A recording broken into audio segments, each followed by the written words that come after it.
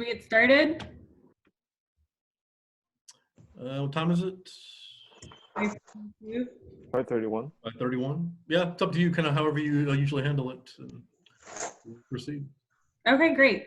So everyone that's joined us right now, you guys are here for the Hobby School of Public Affairs information session for University of Houston Graduate School. We're going to get started in about another minute just to let people join us. We want to welcome all of you. We're excited to connect.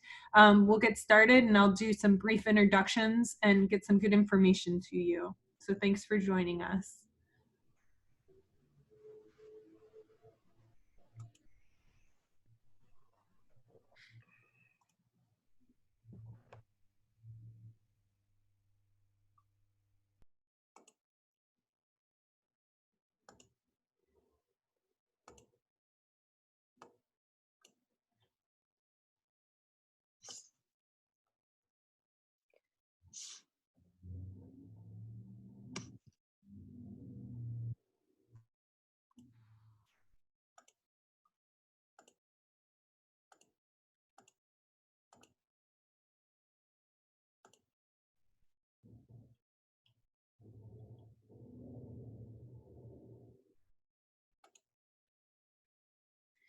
Okay, everyone, I think we're going to get started.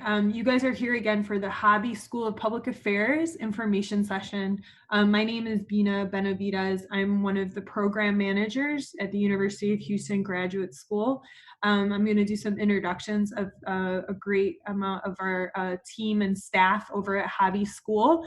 I'm going to start with Dr. Sunny Wong. He is a current professor in the Hobby School, as well as Dr. Dan Ensker, also a professor at Hobby School.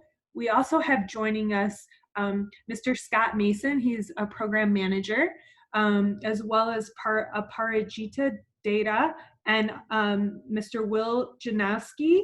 They're also PhD students in political science. They're here to help with the student perspective and give us some good insight into the programs offered.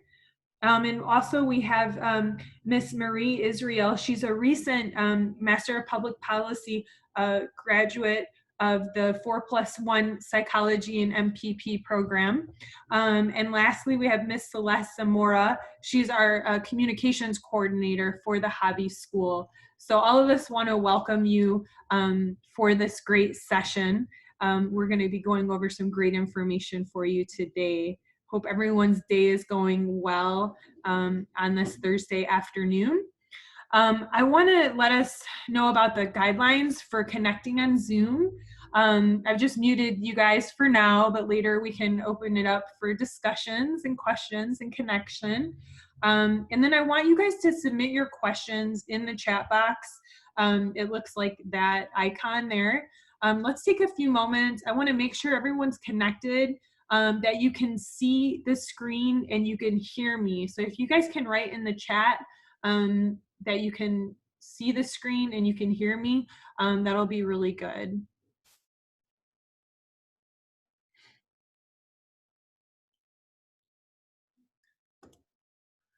Excellent. We have a lot of people joining us today, which is really good. So awesome. So the next thing I want us to do is we're going to do a Zoom engager. I know that a lot of people's lives have sort of changed since the pandemic happened in mid-March, and it's still happening. And a lot of you guys are working from home and taking classes from home. So I want you guys to share with us, what is one positive thing that you've made time for while being at home? So go ahead and share that. Like for me, for example, I've been exercising more. For a while there, I was doing 2-a-days.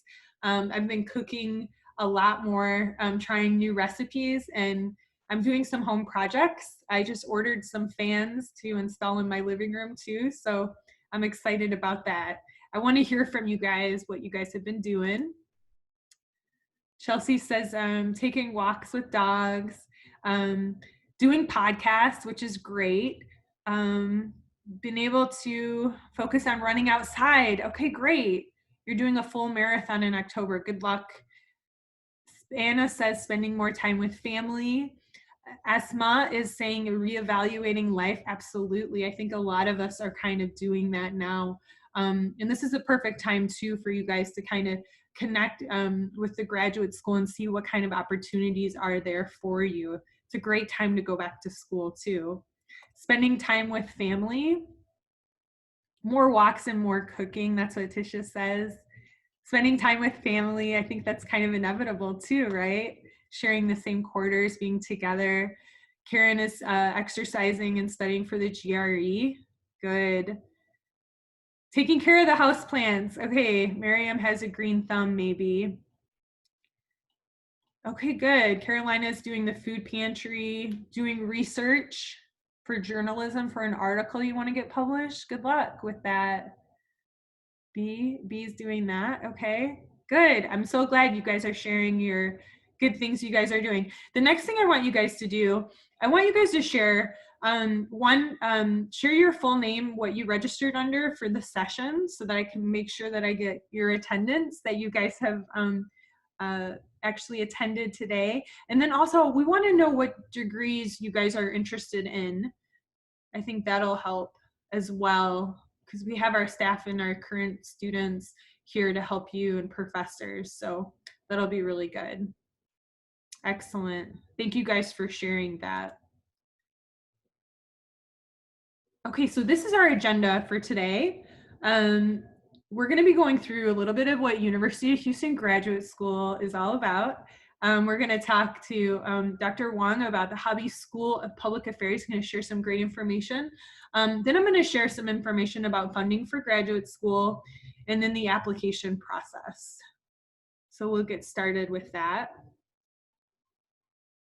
The next thing I'm going to have us do, I'm going to have us watch a really brief video to kind of get us connected with U of H, have a look at our awesome campus, and hear from one of our students / staff members. So let me get that started for us.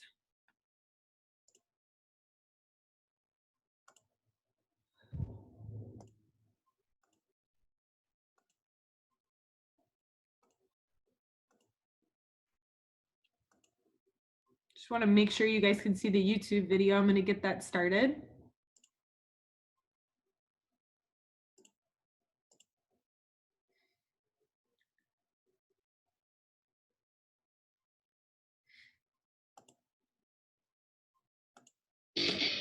Let's write a story.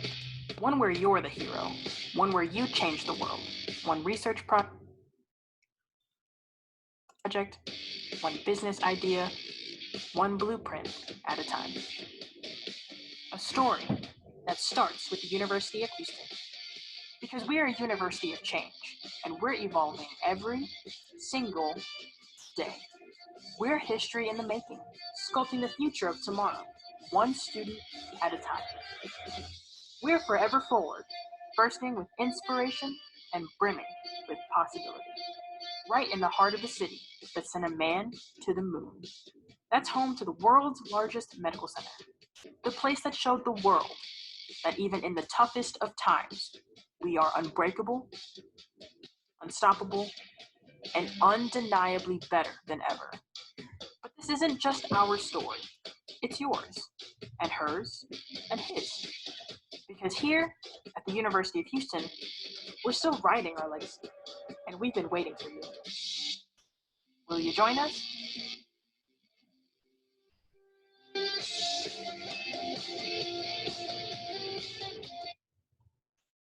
It's a good video, right? Go Cougs. Get you guys connected with on campus. Yeah, go Cougs. That's right, Will.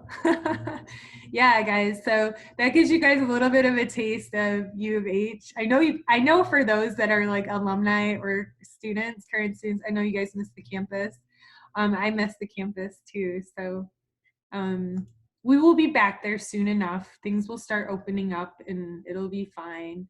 So I wanted to share that with you guys. Let me get the screen back up to go back to our information.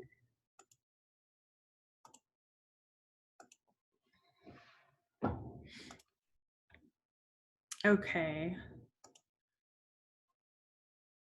So a moment.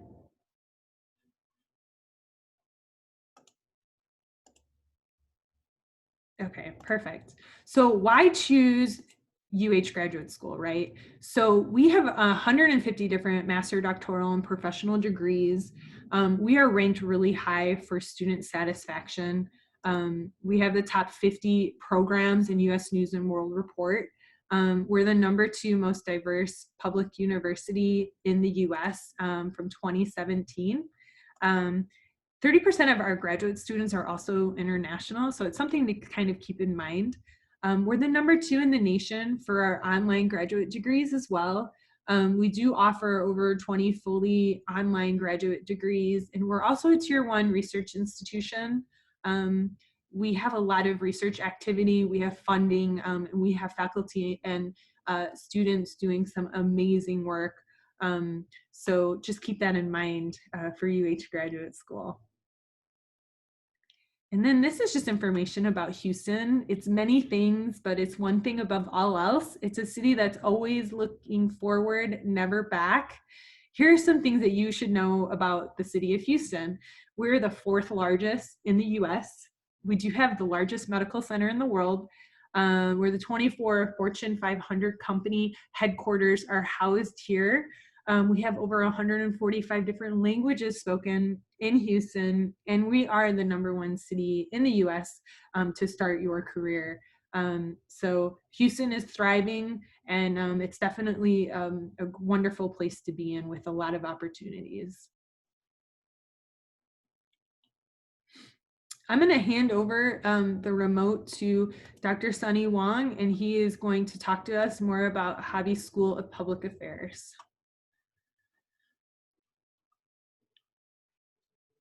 Hi everyone, welcome for to the info sessions for today, and I'm so happy that you guys are here to actually see like what we are doing like at the University of Houston as well as the Hobby School of Public Affairs. Let me introduce myself a little bit. So my name is Sunny Wong. I'm a professor at the Hobby School of Public Affairs. So we also have Professor Ainster here, also joining us to introduce to you about like who we are, about the Master of Public Policy.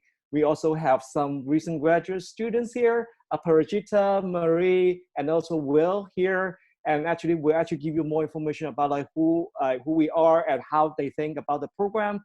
And Scott Mason also be here actually giving you more information about like the admission informations about and also who we are as well. Like Celeste is actually our communication person who actually love to actually communicate with you guys and also like talk about like who we are as well.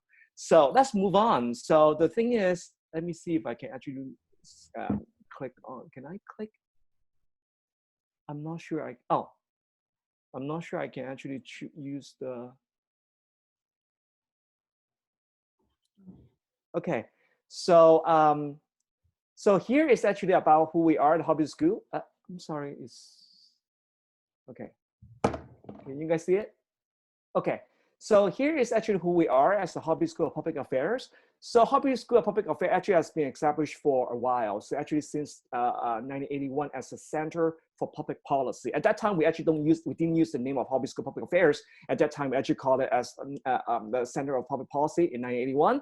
And then we recently changed the name from the Center for Public Policy to the Hobby School of Public Affairs in 2016.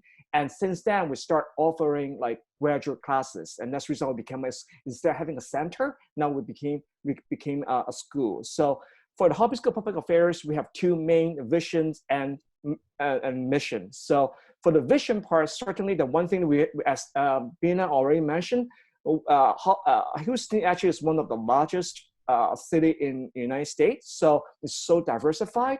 So in this case, we actually want to be like one Hobby School of Public Affairs. We want to actually be the one that in terms of like how we serve as a laboratory in terms of like policy making, policy innovation is what our visions is.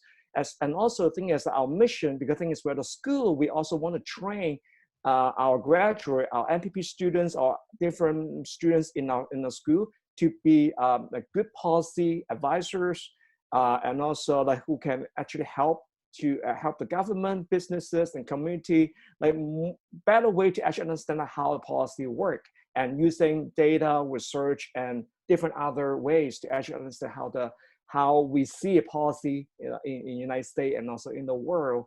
So here is actually just to give you an idea, like I'll just give you a picture about like who we are. We actually have different programs. We have the internship, and I think you see Hobby, Bill Hobby here. And so that you know, like we have been doing a lot of things and a lot of exciting things here. And I think probably some of them you may know already. Here we go. Okay. Yes. I cannot go to the page I want. Okay. So actually, we're recently having our founding dean of the Hobby School, and oops, is something wrong? Yeah. Oops, I'm not exactly sure how I can. Is it something wrong with my screen here? Let me try. So Yeah. top left. Or Bina, or you can actually help me control it if that's okay. Yeah, just a second. Let me take it from you. Yeah, yes, that will be fine. Thank you. Okay. So I can actually go to the Senator Watson's page. Yes, next 2 pages. Okay.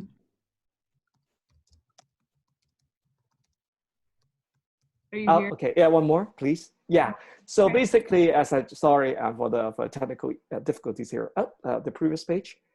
Previous. Yeah. So actually, we recently so we have the founding dean of the Hobby School, and who is the Senator Kirk Watson, and he recently became the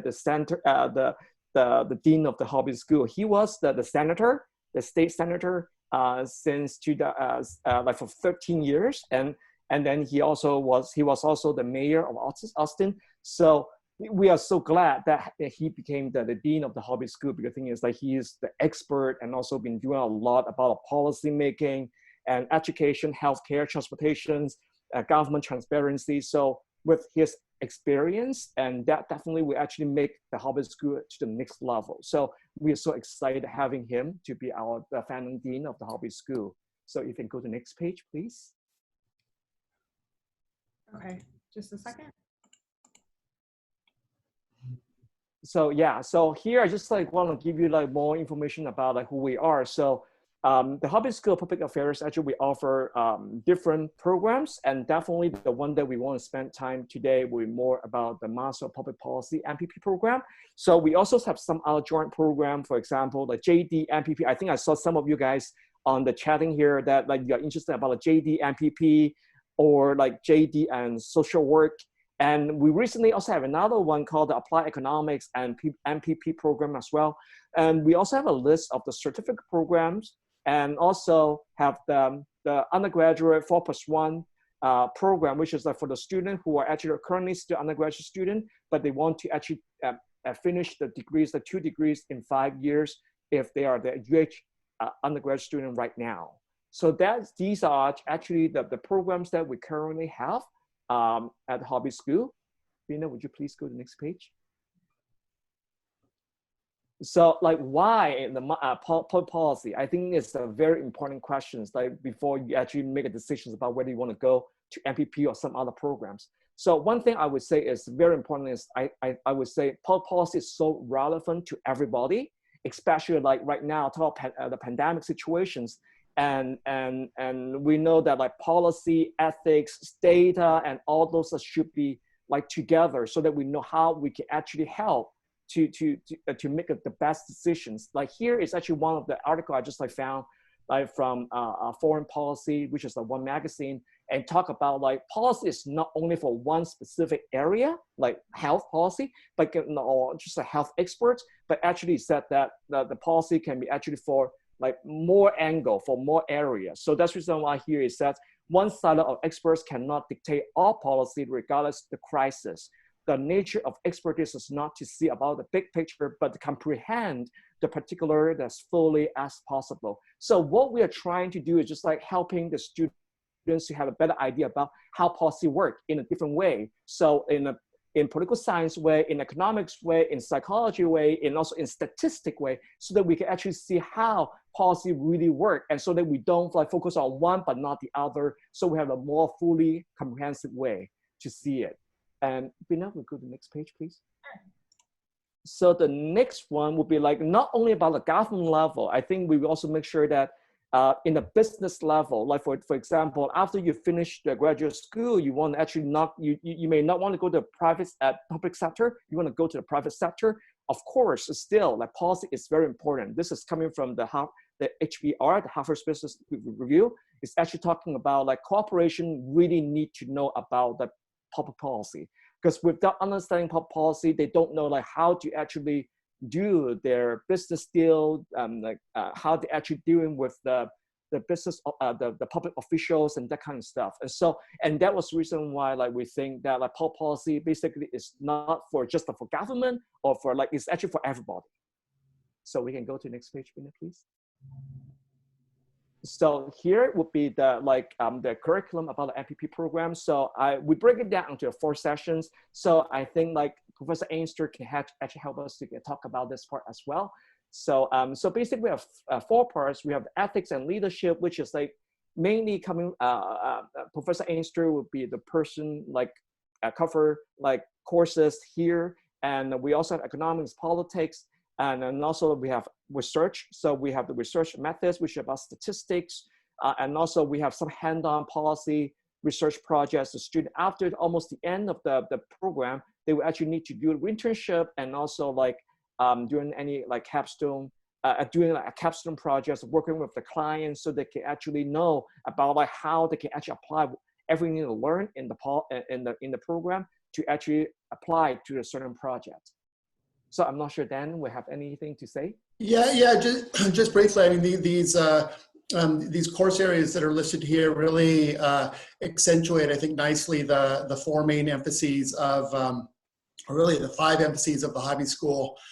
We try to make sure that people who go through the program have a good understanding of ethics, and by ethics, since I teach these classes, the real focus isn't. I mean, there's a focus on things like research ethics and ethical leadership and behavior, but even more than that, it's an attempt to teach a methodology to get you all thinking and public policy types thinking about the role of values in public policy and the value trade-offs that are involved in making different public policies and recognizing the value trade-offs that always exist when you make choices, or even when you define something as a public policy problem. It's a problem because there's some value at stake.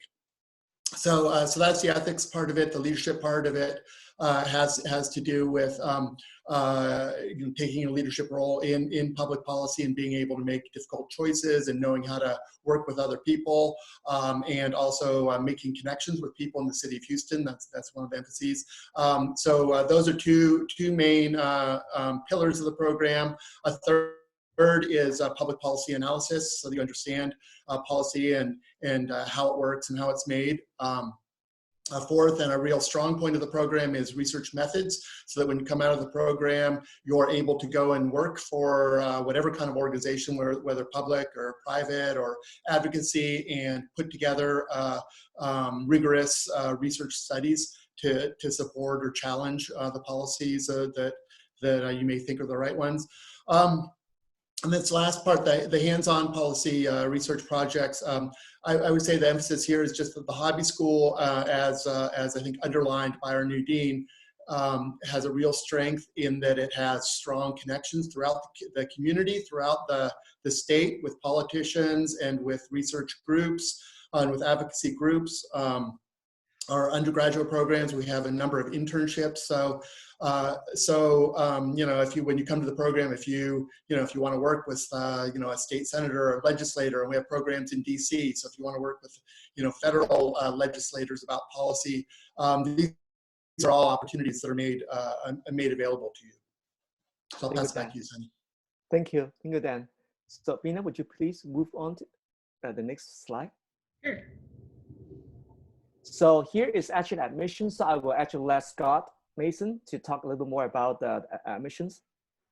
Yeah, so our deadline has been moved to August 15th from June 15th because of the current pandemic situation. We want to give all our applicants a good chance to have more time to apply because of the uncertainty that's currently existing in the whole country and the whole world right now.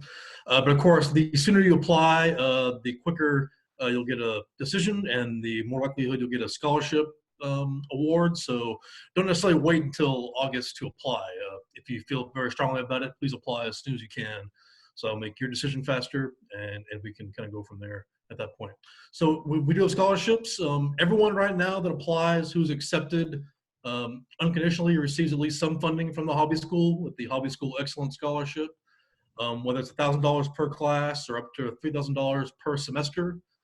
Everyone on here has received money via that scholarship that was a current student or a graduate, so they can attest to that and how that kind of works. And it's meant to be kind of throughout the duration of the program. So as long as you get that money, assuming that the funds are there, which they always have been, we hope they always are, you'll get that scholarship through the duration of the program, assuming that you're progressing okay and not having any issues in your classes. So for the actual application, we do require the official transcripts.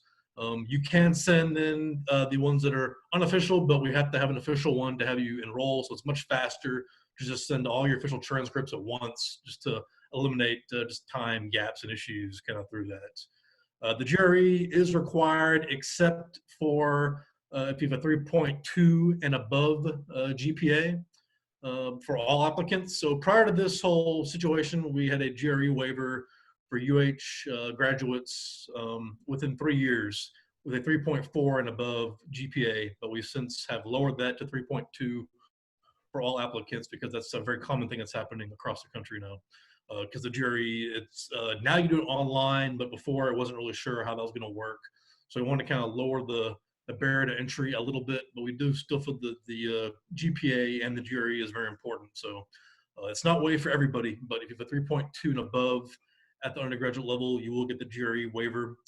So it's very important for folks to kind of have that as an issue perhaps with their application, and they're concerned about that. There are 2 letters of recommendation that are required too. And it's very funny when we're looking at the applications, that's often one of the ones we have to wait on. So we're not going to look at your application until the entire thing is complete, because that's not fair to everybody else who has submitted an entire application. So please make sure you pick folks that are reliable and prompt, and we'll give you a good letter, because we'll wait until the whole thing is complete before we proceed. So you may have everything done, you may have one letter done, but we need to have both done before we can go forward with that. And some folks, they're just not as reliable as you would like. So try to pick somebody that is very quick and will write you a good letter, because that can be very important when we're looking at your application. Because if you have a letter that's kind of very pro forma and basic, that could be almost like a red flag in many ways. Whereas if one is very detailed, then that proves that they really do know you and they are really giving you a strong recommendation. So they are very important when we're looking at the entire application. Statement of purpose, that's basically just a why do you want to be in this program, and it kind of serves as a writing sample as well. So that's very important. And of course, just a resume that kind of shows your overall qualifications and kind of where you are and where you want to be. Also, yeah, so the GRE waiver is for fall 2020 and spring 2021. And this may be something that we consider doing going forward, but that's what we have decided at this point for fall 2020 and spring 2021. I believe the application for spring 2021 is actually now active as well, but we're really just focusing on fall 2020 at this point. But if you wanted to submit an application for spring, you can do so at this point. Next slide, please. Okay, so I think I'm going to jump in now to talk about paying for graduate school. So this is Bina again, guys. Great information. How are you going to pay for graduate school? So there's also through our graduate school website some really great resources for you. We offer need-based aid through the the Graduate School Fund. 2 requirements are Texas resident and FAFSA that are required. Again, it's need-based. It's something maybe to look into. We also offer graduate tuition fellowships and assistantships. We have merit-based scholarships and financial aid opportunities. So you may want to connect more with that. You guys will try to get you this information after the session via email as well to help you. further. And then getting funding to pay for graduate school, it's all about you guys planning ahead, doing your research, of course, applying for funding, and then budgeting. So today, you guys are attending this session. You want to find out more information. This is part of the research part, and then, you know, planning ahead as well. So just keep that in mind. That also applies for getting your funding for graduate school. And the next thing that I want to go over is the application process overview. So U of H, we actually have, sorry about that, we have the first step is an online application. You guys are going to do that. We have a website, a database that you guys would go into called Apply Web to submit your application. And of course, the web link is there for you guys to do that below. The next step is an application fee. But for today, remember, you guys will get an application fee waiver code. I'll talk about that in the next slide. That could definitely save you some money, and it's even more of an incentive to apply to our great programs in U of H's graduate school. So keep that in mind. Transcripts. So for alumni and current students, you guys will not need to submit your official transcripts. I think I see a couple questions in the chat box regarding that. You guys will be able to look, our application processors, they will be able to look up your information in the PeopleSoft system. So just keep that in mind. Initially, you guys will put in your unofficial transcripts when you're applying. And then later on in the process, they'll be able to pull that information for you.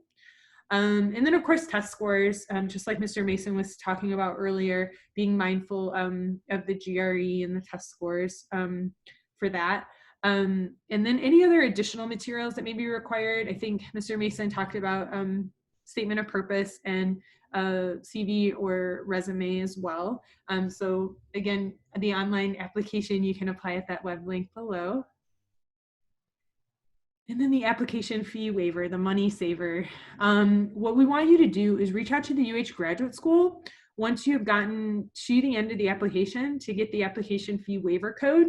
You're going to let us know that you attended. That was one of the reasons why in the beginning of the session, I wanted you guys to write out your full name. If you haven't done that yet, please do so in the chat box now. I am going to be saving the chat, so I will have your names, but I want to make sure we have the correct names of what you had registered for the session, so that I make sure that you are marked as attended. This screen here shows us the last page of the application. It's usually section 19 of 19, and you'll see where the arrow is to insert code here. You'll put your application fee waiver code there. But in order to do that, what you guys will need to do is reach the last page of the application, take a screenshot of it. You can email it to myself or to the UH grad school with the date of your going to the admission session or to this session today and what program you're applying to. And then we can get that application fee waiver code to you. So that's kind of exciting. The next slide we're gonna do. These are contact information for people for you to connect with. Mr. Scott Mason's email is there, and then Dr. Sunny Wong, he just did a great presentation. His information is there. I think at this point, if we're in agreement, we can kind of open it up for questions. I'm also going to show my information here for my email too. If you guys have any other questions or concerns, I'll put it back on the public affairs contacts. So we'll open it up for questions. And if anyone else has any, if the staff have any other comments, please. I will hope to actually having our recent graduate to actually talk about the program, if that's okay, for a couple of minutes, and so that like they can actually give you guys also like some idea about like who really are and like how they think about the program and that sort of things. So we have Parajita, we have a Mary, and also Will here. Lenny, if you want to go first, or should I go ahead? I'm sorry, did you say Marie? Do you want to go first, Marie? Yeah, okay, sure. Okay. Okay, hi everyone. So I'm Marie. I just graduated May 9th of 2020 with my MPP. and I graduated with my undergrad degree a year ago in May. So I joined in 2018 through the Accelerated Pathway Dual Degree Program with my psychology undergrad and the MPP program, with the aspiration to be able to affect people and policies on a grander scale with a specific interest in international affairs. So my first year was a little difficult. It was quite an adjustment because I was jumping into graduate school while finishing my undergrad. So for a whole year, I was taking both MPP and undergrad classes. So my course load was pretty heavy, but it was manageable. So I was up for the challenge in 2018, and since then I have thoroughly enjoyed and learned so much from not just the professors in the program, but from other students. As was mentioned earlier, there's a lot of international students and a large range of experiences. And it's very interesting whenever we're discussing policies or politics and you get to hear all these different perspectives, and it's exciting and interesting. But it's a heavily quantitative learning program. So as I mentioned before, you're taking 4 semesters of stats, some economics and finance classes, but that should not deter you. It should attract you. You're going to be learning a lot of statistical analytical skills, and a software called Stata, which is a great skill to have under your belt. And I enjoy statistics. And if you do, this is a perfect program for you. But it's also great qualitatively, as Dan was mentioning. You're going to learn about ethics and the philosophy behind policy. Otherwise, I think that something that I really enjoyed about the program was the communication between the professors and the students. I think it was astonishingly good. So the professors are very supportive, and they're responsive, very fast too. The professors are very, how do I say this? They strive to ensure that you're succeeding. So it's gonna get tough, it's graduate school, but the professors are always there, and with all the hard work you put in, they're sure to make you succeed or help you succeed. So yeah, and if you have any questions with regard to the 4+1 program, the pathway, I'm gonna put my email in the chat, and feel free to ask me any questions. And that's it. Yes, Marie. I guess I'll quickly go. My name is Will Janowski. I graduated from the program in 2019. What I have to say about the program is that it's not only the expertise that they have there, it's the connections that they have at the hobby school. Since my time there, I was able to work at the Texas House for 2 different sessions. I was able to work in Congress. They were instrumental in helping me get a job at the British Consular General when I worked there for almost 2 years. And after that, they had connections at the Harris County, and I am now working as an analyst for the Commissioner's Court Analyst's Office, where I do numerous amount of work on a various amount of topics. Another thing I liked about the hobby school is that they allowed you to pursue your interests in terms of coursework. If you were interested in gun rights one semester, do a couple of research papers over that. If you're interested in cybersecurity next semester, just talk to your professors and say, hey, do you know anything about this? Do you have any leads or any books recommendations that I could read? And they will help you get through it. So the best positive thing I can say about the hobby school is that they will help you get a job post graduate school. All right. I'm Prajita Datta, and I'm really excited that all of you are here. I'm even happier that you're considering the hobby school. Personally, for me, the decision to be at the hobby school came soon after my first graduate degree at Bauer at U of H. And I think every time I look back, it's I think I made the right choice.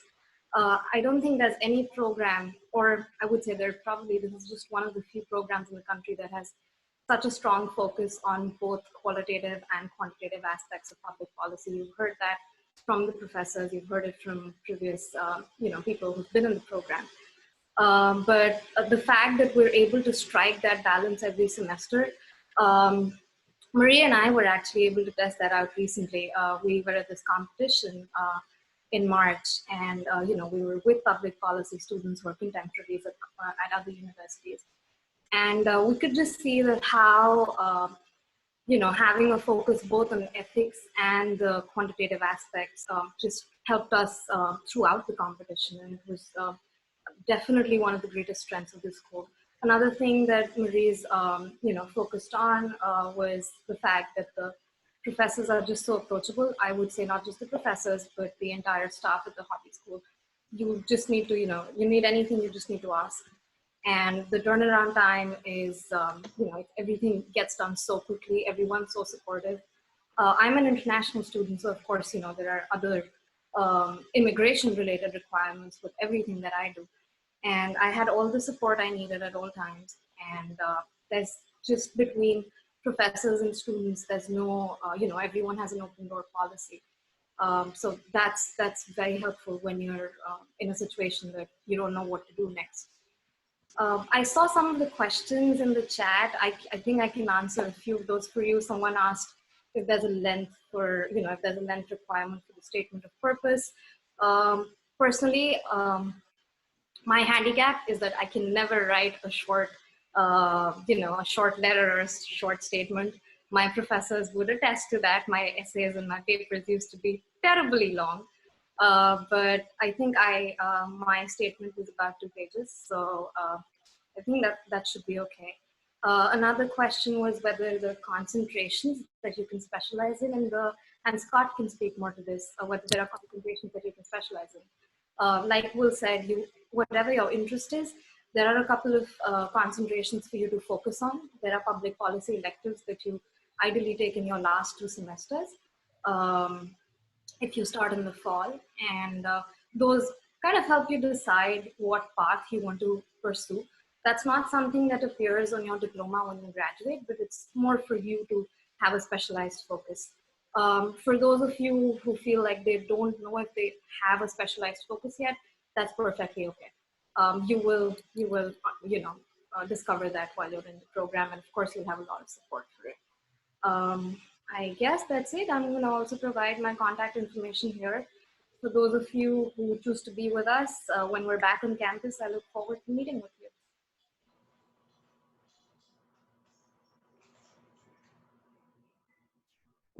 Thanks everyone. So Bina, we want to give. Do we want to go through the how would you chat like and answer the rest of the questions that were asked? There are quite a few questions that were asked the last 10, 15, 20 minutes. Yeah, do you want me to read them or? Yeah, please do, and then we'll answer them. Okay, guys. First, okay. How can you make an unbiased ethical decision / choice? Yeslin asked. I think this was early on in the presentation. That'd be a Dan question for sure. Well, at least the way that we talk about ethics and values in the program is we really just we stress the pluralistic, the numerous value perspectives that come into play on every value or every kind of public policy decision,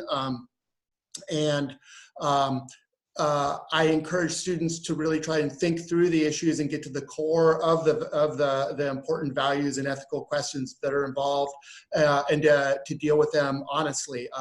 Whether I mean, an individual student, I leave it to the individual student to decide what the what they think the right position might be on any kind of policy. But there's an emphasis on explaining why you think that that's the right position, while taking into account the perspectives of others.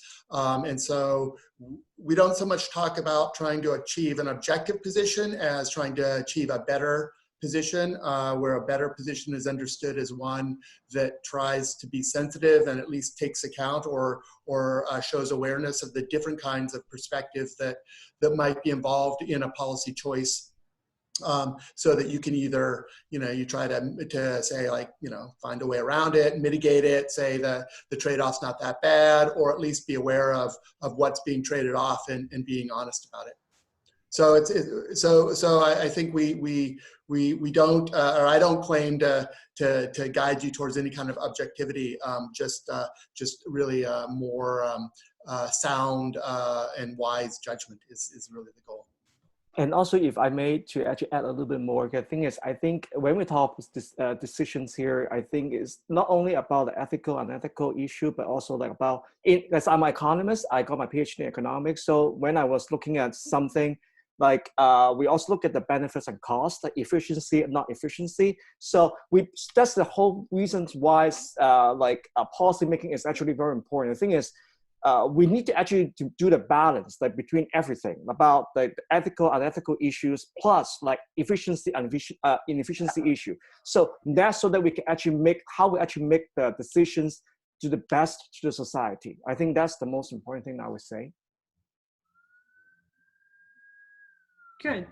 All right, next question from Miriam. Does scholarship consideration begin upon submitting application or after recommendation letters are received? Yeah, so we don't look at the application until it's complete. So it all has to be submitted, and then we look at the application within the committee. But until it's all complete, we don't even look at the application at all. Good. Do you still need an official transcript? So I can answer that. So for UH alumni and current students, you guys can submit your unofficial transcript, and then later our admissions processing team can go into the system and look up your information to verify it. But for those that aren't under those categories, you will need to submit your official transcript. I think that you can initially submit your unofficial transcript, but again, just like Mr. Mason had said earlier, in order to register for classes, we always advise admitted students to submit that a transcript sooner than later, the official one, so you don't have any issues registering for classes. Yeah, to me, it just slows things down a lot when you have to, send one that's unofficial, then you have to send an official one, it can be lost or whatever. Unless you're applying to a ton of places where, they charge you, a lot of money, I'd say go ahead and just send or request an official one, because it makes things much easier, for all involved, I think. Sounds good. And the next question is the GRE waived for JD recipients still? Is it JD? Yeah, I think they have to take that LSAT, Yeah, right? yeah. I mean, so if you're applying to the JD MPP dual degree program, the LSAT is usually what you're going to take for your exam, and I don't think there's any kind of LSAT waiver at this point that I'm aware of. I don't believe they're accepting the GRE as a equivalent, which some schools are. But yeah, that's something you have to check with the law center to be sure. But yeah, we do accept your LSAT in that case as kind of the GRE replacement. But yeah, so if you have a 3.2 and above, the GRE is not needed, but you still have to do the LSAT to get into the JD program. Sounds good. And then will that GRE waiver be extended to those of us who are looking to apply for fall 2021? Fall 2021? Yeah, so I'm not sure yet if that'll be the case. We just have fall 2020 and spring 2021. We'll have to just see what we decide as we kind of get further along in this whole situation. It's possible, but I don't want to say for sure. So check back. So Clayton asked, would you take a CV as well or in replacement of a resume? I mean, to me, a CV is more or less like an academic resume. Is that right, Sonny and Dan? I mean, I think it'd be fine if you submit a CV. Same concept. Sounds good. Are there policy concentration options for the MPP program? Yeah, so Parjeet, to kind of answer that a little bit, we don't have like definitive, you can only choose these 4 or 5 things. You're kind of pigeonholed. You select your interests and your kind of specialization, and we approve of it. So it can't be something ridiculous like, oh, I want to do, basketball studies or, underwater basketball weaving is kind of the one that I always use, kind of a joke, but it has to be like a legitimate policy area. And then you actually choose the courses, and then we approve of the courses. but it's not going to appear on your transcript or your diploma. It's just a way for you to kind of brand yourself, things that hopefully will interest you where you're working now, or hopefully where you want to work. Yeah, I should say that my concentration was global affairs, and I took my classes at Rice, I believe. Yeah, that's right. Yeah. You're kind of a special case. So yeah, we transferred your courses from Rice, but that's not a common thing. Usually you'll do your courses at U of H, but there are circumstances where you have courses transfer if that's the case.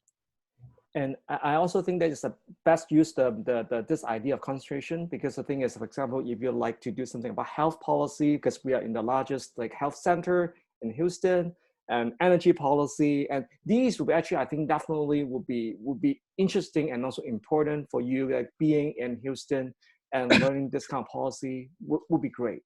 So you can just exactly what Scott mentioned, and you are welcome to actually take some classes as elective and take those like from other departments, so they can actually enrich your experience in the policy issues in different area.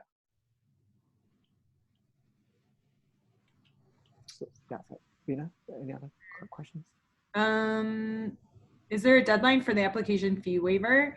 There isn't necessarily a deadline. That's why it's important for us to get your attendance, like make sure that you guys put your full name that you guys attended in the chat box, so that we can make note that you attended. Usually it's one application fee waiver for one person for one program only, just to let you know. So what would be the process to enroll in the dual JD MPP program? This is a two-parter. And would it be possible to apply for the dual program after starting the MPP program, or would you have to start both at the same time? Yeah, so for a dual degree program, you actually have to apply to both programs to be accepted into both programs. So it's usually the case, like for the JD MPP, if you're accepted into the Law Center, it's about a guarantee you'll be accepted into the hobby school. The Law Center is a very good program and gets top 50 in the country. So, our assumption is, yeah, I mean, you're probably a very good student, just kind of based upon that fact. But you can't necessarily be accepted into one and then kind of assume, oh yeah, I'll do this later. It has to be done. You have to be in both programs and be accepted. Now you can theoretically apply to another program after being in one program and then kind of do the dual degree after the fact.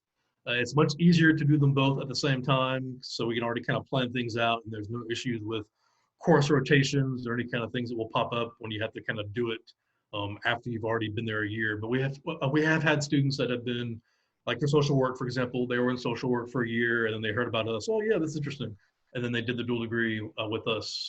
But it's, when it's all said and done, it's much easier to do it at the same time, but it can be done separately. The Law Center is a little different because they have their ABA accreditation issue sometimes, but as long as you just have good communication with us and with them, they're generally going to be okay having you start a year after if you start with us first. But yeah, it's always good to have this done in advance, but if you want to delay it, it can be done, but not something that I would recommend if you can help it. Next question, is there a language requirement? Now, does that mean like an English language proficiency requirement? In that case, there is. It's on the graduate school website. It talks about what you need to do to satisfy that. The TOEFL, the IELTS, Duolingo, I think is the newest thing they have. It's an online way of satisfying it. So yeah, there is a foreign language, well, there is an English language requirement if you haven't graduated from a U.S. Institution, or a couple other exceptions that are on the graduate school site that kind of lays out the different ways you can get around that requirement. But otherwise, you do have to prove your English language capabilities. I was curious, for the Duolingo, what does that mean? Because I was reading that online for the credits, because I played Duolingo and I'm pretty good at Portuguese now, but I don't understand how that point works. Yeah, Bina, do you know a little more about the Duolingo? That's fairly new to me too, so I just kind of heard about it and thought, okay, this is good, but I don't know a whole lot about it. Yeah, Duolingo, they offer where you can take the test online for language proficiency. So they have that option for you, and they're like, our graduate school is accepting the Duolingo entity to get your testing done through them as another option. Mm-hmm. So it's like an online remote way of doing it as opposed to going to a testing center, basically. Yes, as opposed to going to a testing center, exactly. Awesome. Okay. Yeah, Thank you can you. find that online. Yeah, no problem. Okay, next question. We're almost hitting 6:30, so the letter of recommendations will need to include an academic and one professional, or can they both be professional letters of recommendation? Ideally, we like to have one of each, but it's not disqualifying if you have two professional, two academic. It kind of depends on how long you've been out of school. If it's harder to get somebody academic wise, then we understand that. So yeah, it kind of depends on your situation. But if you can get one of each, it allows us to have a much better way of looking at your application from a professional perspective as well as an academic perspective. Sounds good. And as someone who already works in the policy advocacy field, how would an MPP program benefit me? That's from Raven. Well, I'd say it gives you a good credential to kind of move up in your current organization or perhaps move on to a different group. It gives you skills, you may or may not already have, as we mentioned before, we're very much into quantitative and that's a big thing now. We're looking at big data and trying to make decisions that are based on, hard evidence and hard data, which you can argue may or may not be happening right now with this whole virus situation, right? So this will give you kind of the skills that you may not have gotten, at the undergraduate level, and just having an extra credential when you're trying to move up in your organization, I think it'd be very useful. I should say. Will, go ahead. Yeah, I was going to actually say, Will, someone like Will should talk here because we have a lot of students who are actually working in public policy while in the program. Go ahead, Will. I did work public policy before the degree, and I should say for a job like I have now, is working for a complete analyst office for the county, that everybody in my office has a graduate level degree or higher, and that is pretty much the bare minimum to work at our office. And we do a lot of statistical work as well, and just being able to go semester by semester, line by line on how to use data or how to understand statistics really helped whenever you have to think out of the box when looking at big data sets. All right. How manageable is it to work full-time and be enrolled in an MPP program? You're going to be very tired. I would go to work, 7:30, leave around 4:30 or 5, drive straight to UH and stay there till 8:30 to 9, 3 times a week. It's very doable. You would have to make sure you manage your workload at work before getting to school because your weekends are going to be pretty short as well. I'd say half our students work full-time, a quarter work part-time, and then a quarter are kind of out of undergraduate right away. So yeah, as Will said, it's doable. It's not easy. I'm not going to lie and say, oh yeah, no problem. You're working 8 to 5 and come do 3 hours of lectures. It's not easy, but it's definitely doable. It's just something you have to really dedicate yourself to. Sounds good. I think we'll do one more question and then I think we're going to wrap it up. If your question didn't get answered today, you guys can connect with us. You guys have our email too now. So Esma asked, how long is the MPP program start to finish? So if you're going full-time, it'd be 2 years basically. So if you start fall 2020, you graduate spring of 2022. Is that right? I think that's right. Yeah, and that's going like 9 hours in the fall, 9 hours in the spring, 3 hours in the summer for your internship, typically 9 hours in the fall, 9 hours in the spring. If you go part-time, it could be 3 years, maybe 4 years. But, our goal is to kind of get you in and out quickly so you're not racking up, student debt, obviously, and having to pay the fees for every semester because, well, you take one class, you take, 5 classes, you're still paying these fees. So, but yeah, for most students, you're going full-time, you're going to be done within 2 years. Scott, can I ask a question for the group that someone might not be thinking about?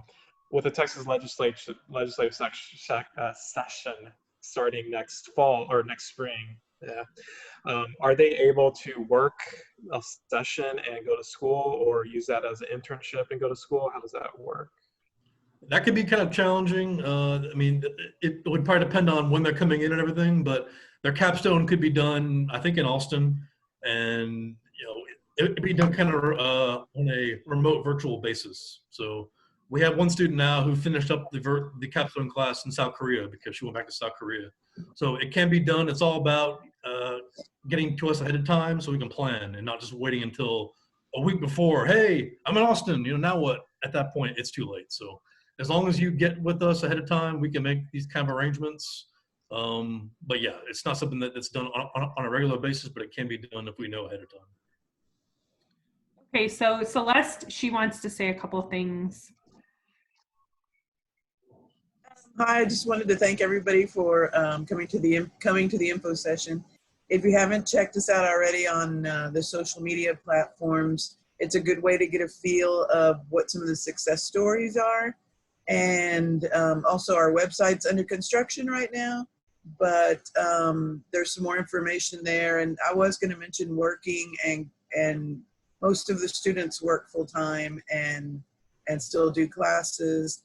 Their parents, their former teachers, a whole variety of professions that, like I say, are working full time and coming to school. But I do want to say that, yeah, we're like a family. Everybody is helpful and always trying to figure out, what you need as a student. As long as you put the work in, you'll be successful. Sounds good. Any other comments? Thank you. I think we'll wrap it up for today. Thank you all for attending. We're so excited to connect with you further to see about you guys applying for the Hobby School of Public Affairs. Thanks, Bina. Thanks, everyone. Appreciate it. Thank you, Bina. Thank you, everybody. You guys have a great weekend. Have a good weekend, everybody. Bye. Thanks, buddy. Thanks, Bye-bye. Dan, Celeste, Will, Marie, Parjita. Thank you again. Thank you, Maria. Thank you. I appreciate having me, Will. Thank you so much. Having us. Thank you, Celeste. Good to see you guys. We'll see you next time. See you. Bye. Bye, guys. Go Cougs.